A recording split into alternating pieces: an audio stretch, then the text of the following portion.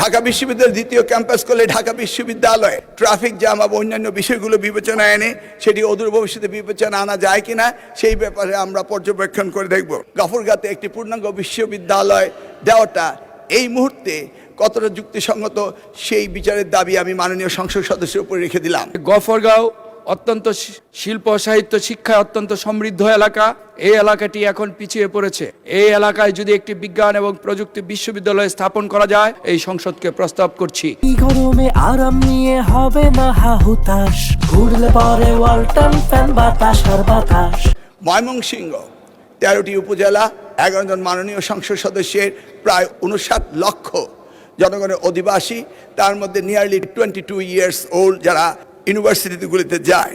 সেই জায়গায় আমাদের কৃষি বিশ্ববিদ্যালয় রয়েছে এবং পাশাপাশি ওখানে জামালপুর পার্শ্ববর্তী জেলায় বিজ্ঞান ও প্রযুক্তি বিশ্ববিদ্যালয় রয়েছে, একটি প্রাইভেট বিশ্ববিদ্যালয় রয়েছে ব্রহ্মপুত্র ইন্টারন্যাশনাল ইউনিভার্সিটি এবং পাশে রয়েছে নেত্রকোনা ইউনিভার্সিটি।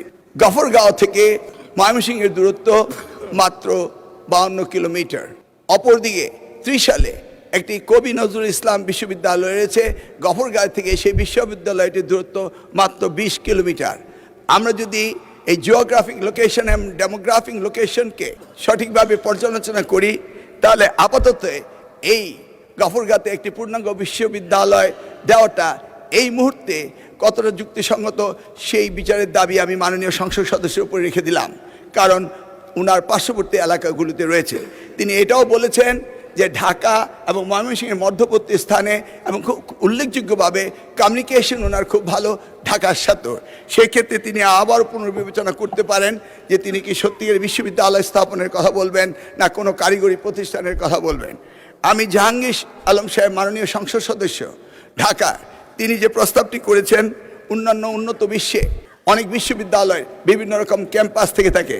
তিনি একটি সুন্দর দাবি করেছেন যে পূর্বাঞ্চলে সরকারের জায়গা রয়েছে, সেখান থেকে জায়গা নিয়ে ঢাকা বিশ্ববিদ্যালয় ক্যাম্পাস 2 করা যায় কিনা সেই ব্যাপারে তিনি আহ্বান জানিয়েছেন। ঢাকা বিশ্ববিদ্যালয়ের দ্বিতীয় ক্যাম্পাস করলে ঢাকা বিশ্ববিদ্যালয়ে ট্রাফিক জ্যাম এবং অন্যান্য বিষয়গুলো বিবেচনায় এনে সেটি অদূর ভবিষ্যতে বিবেচনা আনা যায় কিনা সেই ব্যাপারে আমরা পর্যবেক্ষণ করে দেখব। আমাদের বর্তমানে 57টি পাবলিক বিশ্ববিদ্যালয় রয়েছে। আমরা আগামী দিনে উত্তরোত্তর এই বিশ্ববিদ্যালয়গুলো বৃদ্ধিকরণ এবং জনগণের চাহিদা মেটানো এবং আমরা চাই একটি শিক্ষিত জাতি গঠন করার জন্য, সেই ক্ষেত্রে আমরা আগামী দিনে এই চিন্তাভাবনা করব। তবে এই মুহূর্তে গফরগাঁয়ে দেওয়াটা কতটা সমীচীন হবে সেই ব্যাপারে আমি মাননীয় সংসদ সদস্যকে বলবো, আপনি নিজ বিবেচনায় এই দাবিটি প্রত্যাহার করার অনুরোধ করছি। ধন্যবাদ আপনাকে।